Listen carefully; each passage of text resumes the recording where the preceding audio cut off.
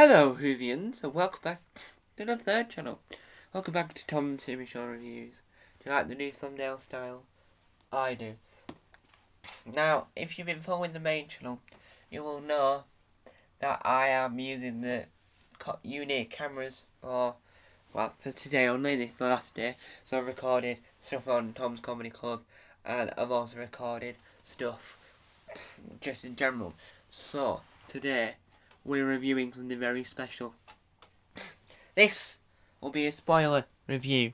Spoiler review. Because I can't tell this without spoiling. This is for the German Netflix original Dark. Dun dun dun! Yes. The German Netflix series Dark. Now, this review wanted to start off dark because of the name Dark and it's spooky. Then, until this light off. Now, you can only hear my voice. When you re-enter this video, when the light comes on, where will I be? Will I be stood where you saw me? Or will I be gone? Only time will tell. Tick tock, tick tock, tick tock, tick tock. If you haven't seen Dark on Netflix, stop watching this review now and go and watch Dark. It is an immaculate and amazing TV programme. It's worth watching, it's worth seeing, and it's worth reviewing on this channel right about now. So, what is Dark all about? Well, Dark is all about the unknown. Not knowing what you'll see or what you won't. It's about, is reality real? Is what you're seeing what's actually there? Is what you imagine really what's happening? Is the world as clear as you or I think? Am I real? Are you real? Is this scenario real? Dark is one of those programs that tell you this. You watch Dark with an area of eyes going, I like this, I know what's going on, and then you see, no, it's not what you think is going on. Dark is all about looking through time, so it's actually a time travel program, right? So it's German, so these are the positives first. It's German, it's a Netflix original, right? Two things, no adverts, and it's a time travel program. Steve Nallen, the bloke I've interviewed twice now, recommended me the program the first time because he had been talking about it and said how good it was. But do I agree? I do. I agree with all my fibre. I agree with all my heart. I agree that this is a fantastic program. The ending? Well, I'll tell you this, right? So the ending ended. So the show was coming to an end, and you know this show was coming to an end because of the way that the narrator was speaking, because of the narrator in bits, the way the show was going, and then it went and it went black, and I thought, yes, yes, yes, get in there, bingo, a program that has an actual amazing ending. And then it continued for a few more minutes, not much longer, and so it became an awful ending. Not awful as in, ugh, terrible. It wasn't what I wanted. Where it went black and then was going to end was perfect. But my family, who I was watching it with, sort of said to me, well, my mum said to me, I really liked the ending because I got to find out more about what actually happened, because of the conclusion that was like, oh, and then you worked out that everything was alright. So, some people liked it. It's just my personal taste was that I didn't think that the ending worked well in an array of favours, but that's just my opinion, and each their own. So the show is about, how do I explain what it's about?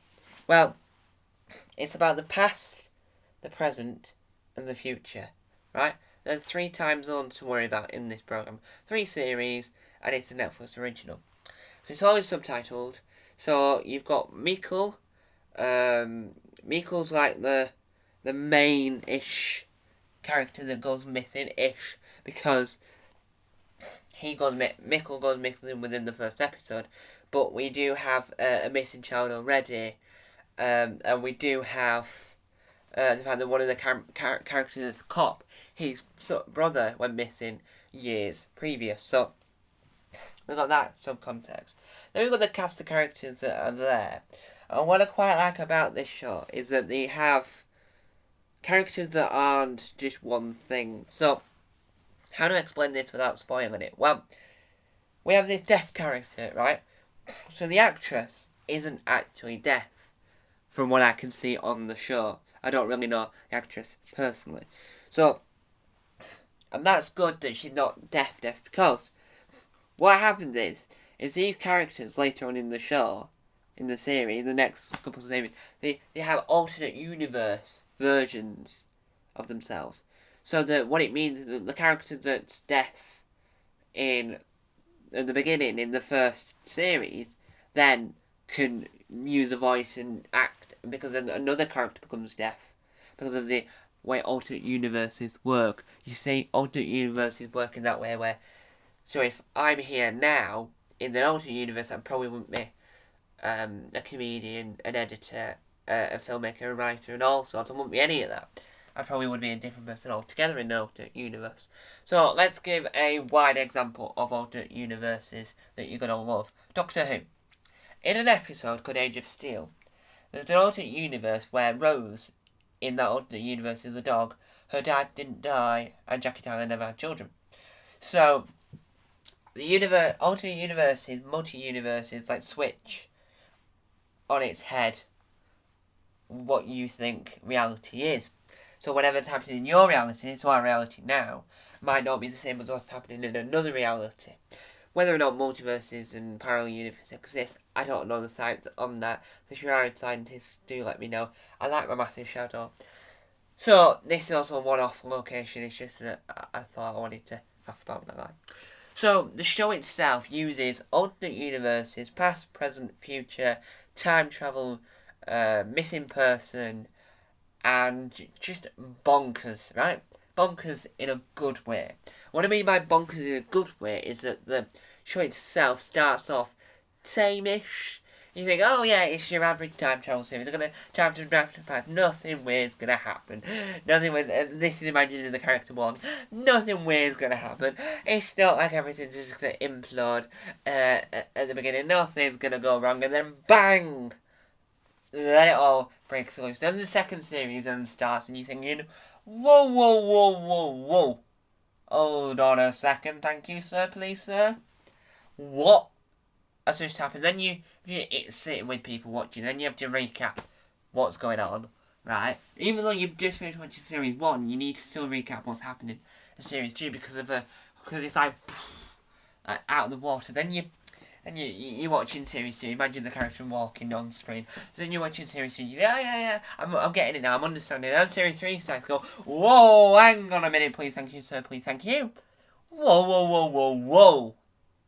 And if you're watching it with people again, then you have to recap what's happened in series 1 and 2 to work out what on earth is happening at the beginning of series 3. Now, when you're watching normal programmes, sometimes, not always, it sometimes says, poof, and the text on the screen says present, past, future, It tells you what year, what date, and what's actually going on time-wise. But in this, you don't know if it's the past, the present, or the years.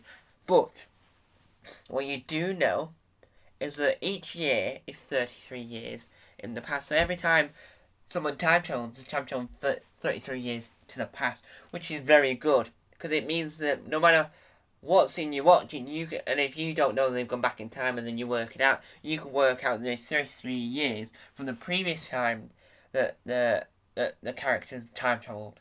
So you then know that you can work it out, and that might be that year. You might not be right, but you can work it out what year it is based on the elements of, yes, we're going back at this time, yes, we're going back there, and you can just work it out. It's sort of mental maths, and you can just work out the sum, and you can work out whether or not what you've done and what you've thought is actually correct, or it might just be a false illusion, a memory, and not knowing really, because the unknown makes this program even better. So you've seen this program if you're watching this review, or you're watching this review, tell us the program's amazing. Stop right there, thank you very much. This program is incredible, right? Not as good as Doctor Who, nothing will beat Doctor Who, ever, but it's my second favourite time travel TV show. Number 1's Doctor Who, number 2 is Dark. Number 3 is yet to be known, because I know there's a lot of time travel programs out there, and I haven't made a list of them. So, my top 2, Doctor Who, Dark. Right, so the subtitles are easy to read. Mikkel, which is Michael. You learn some German here and there. And I do think there is I have seen adverts, right? To start watching Dark. I saw a YouTube advert for... I've only ever seen this advert on YouTube. I've never seen it elsewhere. But it's an advert for an extension for Chrome. That means that you can watch Dark on Netflix, but learn German through that. So you can click on the word and find out the meaning, and that's an interesting advertisement. That's an interesting way of watching Dark if you want to learn German. So, take that away with you as you will. So, overall, I think this program's a 10 out of 10, right? It's incredible. Would I watch it again? No, because I've seen it now, and I don't want to spoil my enjoyment if I'm finding things that are wrong with it, if I'm trying to look at it from a different level rather than just an enjoyment level. So, I do think the programme is amazing, it's immaculate, there's nothing wrong with it, right? There is literally nothing wrong with it. The one thing that spooks everyone out is at the end of the series 1, I think it is, they do, because there's a lot of time travel in it, and you see the characters younger than the characters as they were when the program started in episode 1.